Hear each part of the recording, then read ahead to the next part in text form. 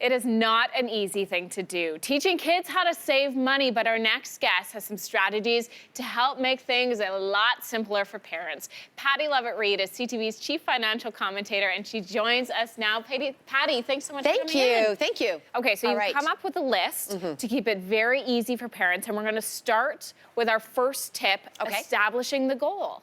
You know, as a parent, there's a great tendency to say, I know what you should save your money for. And that is not going to excite them at all. And I know, I'm a mom. I had 4 young children once. And once we sat down and said, what will excite you about saving your money? What do you really want? All of a sudden, the savings habit started to kick in. So sit down with your child and say, what's going to excite you? The real goal here is to ensure they don't spend every dime. Okay, so whatever age they are, whatever they're excited about, that's what you're saving for. You may not like it, and that's unfortunate, but that's okay. We want them to save money, though. We want them to save, yes. Okay, teaching them the difference between needs versus wants. Right, and that's a hard thing for parents to do because we all have wants. We have a lot more wants in many cases than needs. But the fact is we have to have a roof over our head. We want to heat our we need to heat our home. And there are things that we have to spend our money on. And so by sitting down and explaining to your child, you know, there are things that I want to go and do, but I can't do it right now. It doesn't mean forever. It sets an example around discipline.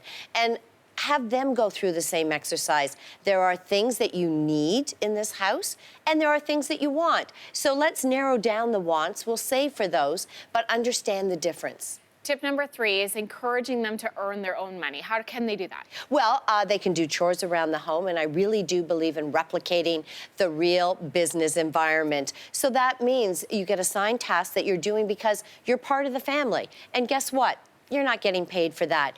But you could get paid for other things. Make sure as a parent you pay on time because you don't want to have to wait for your salary. Neither should they. Also, get docked if they don't deliver on the goods in the time. And so it's setting up a real life scenario. And by the way, I believe in bonus payments too. Well, that's your next tip. It says offer incentives. Yeah, bonus payments work. You know, you can do this, this, and this, and you're expected to, and that's going to be your, basically your salary for the week. But if you want to earn extra income, you can.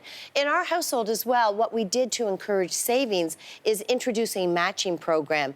For everything that they matched, we matched as well. And so all of a sudden, when they had $50 in a bank account, we would sit down with them at the end of the month and say, amazing, you now have $100. And it was always when it was associated towards a goal that we knew they were getting excited about. And eventually, I have to tell you, that did stop because they became ferocious savers, and we were going broke. That's fair. Fair enough. Fair enough. Our next tip is help them establish a credit rating. I, for one, got married without any credit history. You did? Yes, and it became very challenging for my husband and I to get a mortgage because I didn't exist in the credit world. But as a parent, you can help your child do that. You can. And, you know, when our children went off to university, we did get them a credit card, and we co-signed on it. They had a very low limit. And, in fact, we explained the whole process around establishing a credit rating. Now, I will tell you, because I had access, our one son had a balance on his credit card, and I kept thinking, pay it off, but he didn't. And I said, why are you not paying it off? I know you have money. He said, I'm establishing a credit rating. I'm making regular payments and showing them I can do it. So I only explained half the equation to him. I said, au contraire. Let's pay it off each month. You're not paying interest on it. It was a lesson that I probably should have gone a little further on. If they run into problems and they aren't making payments and they can't, as a parent, as a small limit, I would backstop them. I would go in and pay it. I didn't have to, but I would have.